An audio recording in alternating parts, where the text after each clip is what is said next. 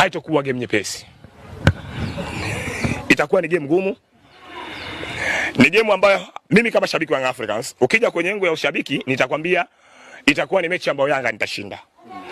Lakini ukija kwenye engo ya mpira nitasema ni mechi ambayo haikupi picha nani atashinda na nani atafungwa.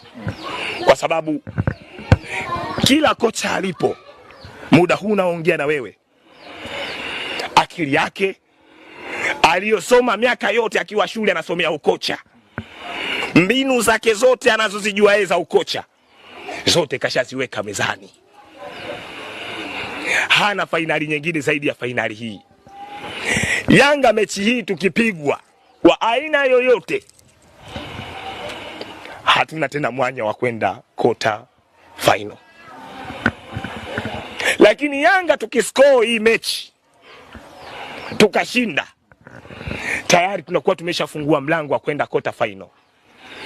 Ila tukisare hii mechi, basi tuhakikishe ya kwamba tumejiweka katika wakati mgumu ambao ima tuende quarter au tusiende quarter, kwa sababu tukimpa sare yule bwana ina maana tutakuwa na pointi 6 na yeye ana 6. Yule bwana akitoka hapa anamfuata Al Ahly wapi? Cairo. Unatakiwa kutambua kwamba Al Ahly tayari kashatangulia. Umeelewa? Ina maana Al Ahly pale alipo ana ngapi? Ana 7. Wakati sisi tunacheza na huyu bwana, bila shaka Al Ahly aweze akamregezea Jesse Kabili. Atamkunja tu. Akimkunja yule ina maana anakuwa na 10.